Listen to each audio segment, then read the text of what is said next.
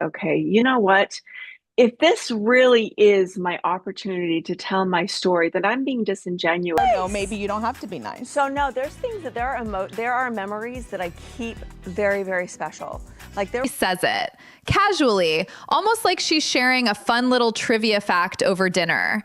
Kody Brown, the man she was married to for 27 years, the man she had 6 children with, the man she spent 16 seasons of a national reality show describing as her spiritual partner, is her cousin.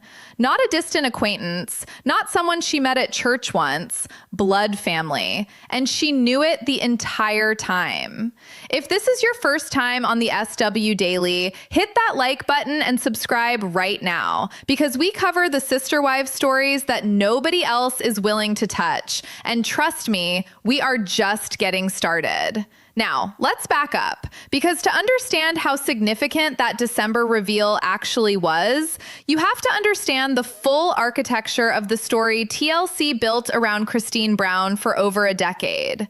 You have to understand what the show told you, what it left out, and why those two things together paint a picture that is far more complicated than anything that ever aired on a Sunday night. For 16 seasons, TLC sold America a very specific version of Christine Brown. She was the fun one, the relatable one, the wife who made you laugh in confessionals and cried real tears when things got hard. While Mary came across as guarded and Robin always seemed a little too polished, Christine was the one viewers connected with. She was cooking, she was joking with her kids, she was rolling her eyes at Kody in that way that made you feel like you were watching your own family. The narrative was warm. The narrative was wholesome. The narrative was, in a lot of ways, deeply misleading. Because underneath all of that warmth was a truth that the show never once asked Christine to examine out loud. She didn't just happen to end up in a plural marriage with a man who turned out to be a distant relative. She grew up inside one of the most closed religious communities in America, the Apostolic United Brethren. And the walls of that community were so tight, so insular, so deliberately sealed off from the outside world that she herself described it as a place where she was related to everybody in the church.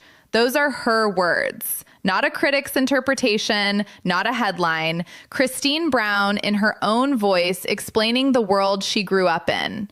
Think about what that actually means. She's not talking about a large denomination with thousands of congregations spread across different states. She's talking about a specific, bounded, high-control religious group with a few thousand members, most of them concentrated in Utah and a handful of neighboring states. A group where families have been marrying within the same social circle for generations. A group so small that by the time Christine was old enough to start thinking about marriage, the pool of available men she wasn't already related to was genuinely practically limited. She said herself that she knew going in she'd essentially have to marry a convert, someone brought into the faith from outside, just to avoid marrying someone she was too closely related to. And here's where the story starts to crack open in a way that's hard to look away from. She did marry a convert. Kody Brown was brought into the Apostolic United Brethren from outside. On paper, that's exactly the strategy she described. Except, and this is the part the show glossed over entirely, Kody wasn't a stranger. He wasn't some random guy who wandered in from the secular world and happened to find the faith. He was her third cousin once removed, and everybody in the family knew it. This wasn't a secret someone had to dig up. Janelle Brown, Kody's second wife, confirmed years ago that this cousin connection was essentially a running joke within the family, something people laughed about at gatherings, something the adults had known about for decades. They just never thought to mention it to the 20 million people watching the show. Now, you might be thinking, a third cousin once removed is pretty distant. Genetically, it's not what most people picture, for when they hear the word cousin. And that's fair. But the real issue here was never about genetics. The real issue is what that detail reveals about the world Christine grew up in and the choices she actually had available to her. When your dating pool is so small that he's technically a relative, but not too closely related, is a workable compromise, when that's how the math works out, you are not operating in a world of genuine freedom. You are operating in a world where the illusion of choice is carefully maintained while the actual options are quietly controlled. The show never examined that. For 16 seasons, the central argument of Sister Wives was that plural marriage was a choice, that these were modern women aware of the outside world who looked at their options and decided this path was right for them. Christine in particular was held up as evidence of that. She was spirited. She was vocal. She pushed back on Kody more than any of the other wives. The show leaned hard into the idea that her presence in that family was voluntary, considered, and spiritually authentic.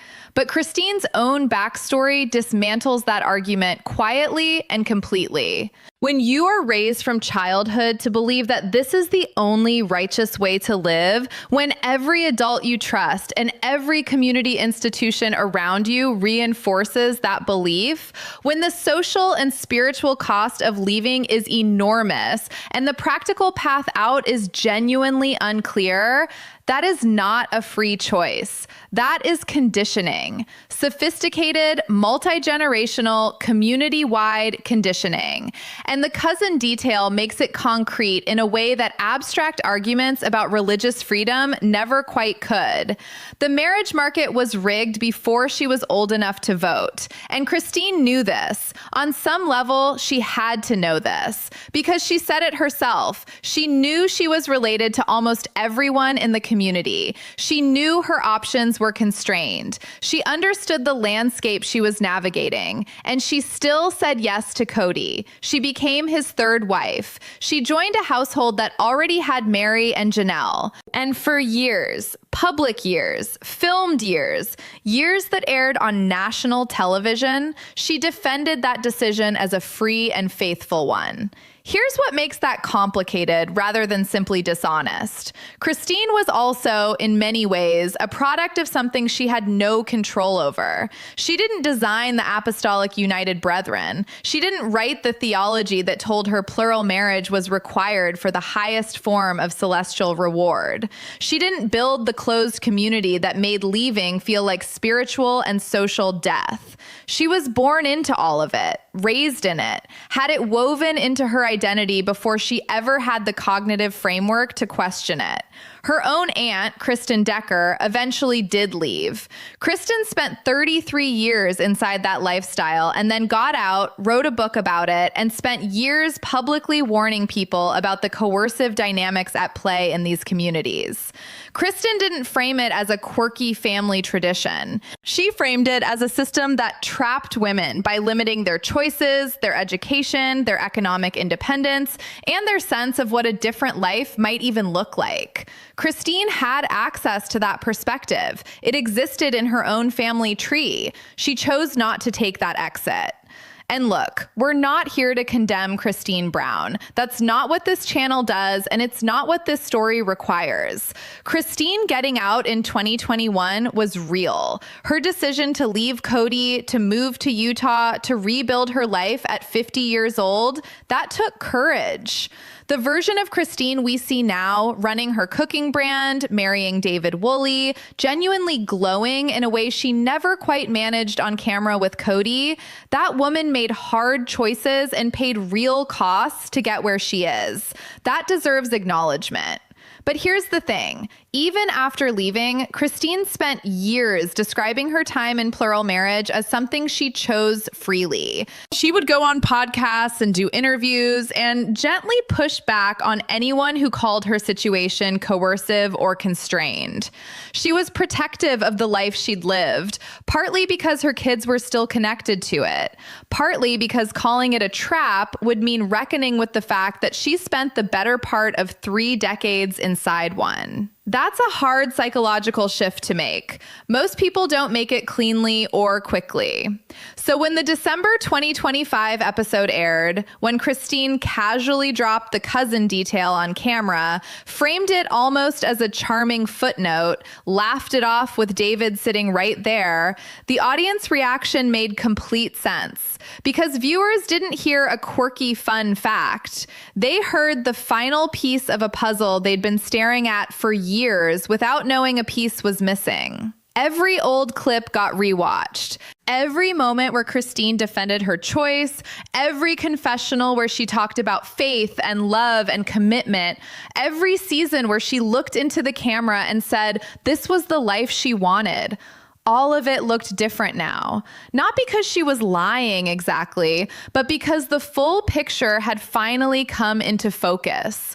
The family had been laughing about this for 30 years. 30 years. That's the part that got people. Not the genetic proximity, not the religious context. The fact that it was a known thing, a joke about thing, a thing Janelle had confirmed existed in the family's collective memory, and in 16 seasons of an allegedly candid documentary-style reality show, it never came up once. That's not an accident. That's a selection. Somebody decided, consciously or not, that this particular truth was better left off camera. And TLC's fingerprints are all over that choice. This is a network that spent years presenting Sister Wives as an authentic look at a non-traditional family. They marketed the show on transparency. They filmed family meetings and arguments and therapy sessions and vulnerable confessionals. They let the cameras roll during the move to Vegas, through the Robin marriage, through all 4 wives losing their minds in Flagstaff. They positioned themselves as the network willing to show you things other networks wouldn't. And yet somehow the detail that one of the wives was already a blood relative of the husband never made it into the edit.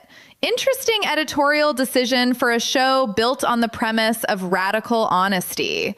Now, zoom out even further, because Christine's story isn't actually unique within the FLD, S, and AUB adjacent communities. It's a pattern. When you have a closed religious group with a relatively small population, intergenerational marriages within the same community are not the exception. They are mathematically almost inevitable over time. You marry the people you know. You know the people in your community. Your community is small and geographically concentrated. The cousin connections accumulate. Most of them never make the news because most of these communities don't have camera crews following them around. Christine's story got attention because she's famous. The underlying dynamic is far more widespread. And this connects to something even bigger that the Sister Wives narrative always carefully avoided engaging with. The question of what informed consent actually looks like in a high-control religious environment. Not legal consent. The show was always careful about that. But genuine, informed, autonomous consent. The kind where you have real alternatives. The kind where leaving doesn't mean losing your family, your community, your spiritual identity, and potentially your relationship with your children all at once. The kind where no is actually a viable answer with no catastrophic consequences attached to it. Christine didn't have that kind of consent when she was young. She had the version her community offered her, which was shaped by every sermon she'd ever heard, every family expectation, every social norm she'd been raised inside. That's not a personal failing. That's a structural one. And the cousin detail isn't just a weird footnote. It's a window into exactly how narrow that structure really was. Now, where are we in 2025? Christine is genuinely doing well. That's important to say clearly and without sarcasm. She's the wealthiest she's ever been. She has a cooking brand that she built herself, that she controls, that doesn't require Kody's approval or the family hierarchy's blessing. She married a man who appears, based on everything we've seen, to actually choose her fully. publicly, without asterisks. She has grandchildren. She has a kitchen. She has, by all accounts, a real life that fits her. Kody has Robin. The other wives have scattered. The show is over in the form it once existed. The family, as TLC sold it to us, is genuinely gone. What's left is the aftermath, the books, the podcasts, the social media accounts, the occasional Bombshell episode where someone says something on camera that breaks the internet for a week. December 28th, 2025 was one of those moments. And the reason it hit so hard wasn't really about cousins. It was about everything the cousin details unlocked. It confirmed what a lot of viewers had suspected for years, but couldn't quite articulate. That the freedom the show celebrated was always more complicated than the edit suggested. That the choices the women made were real choices, yes, but choices made inside a container that most people watching from the outside could barely imagine. That Christine's journey from plural wife to independent woman wasn't just a personal growth arc. It was an escape from a system that had been shaping her options since before she was born. She got out. That matters. She's building something real. That matters too. But 27 years is a long time to live inside a story that wasn't entirely your own. And 6 kids will always carry that chapter with them, regardless of how the divorce paperwork reads. That's not a tragedy exactly, but it's not nothing either.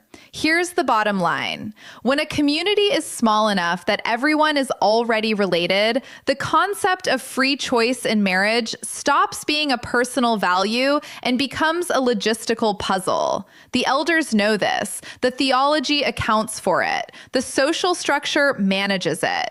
And the women inside it are handed a language, faith, covenant, divine calling that makes the constraint feel like a gift. Christine Brown was handed that language at birth. She used it fluently for half her life. And to her credit, she eventually put it down. The cousin reveal didn't make Christine a villain. It didn't make her a victim either, exactly. What it did was pull back one more layer of the story TLC never quite had the nerve to tell straight.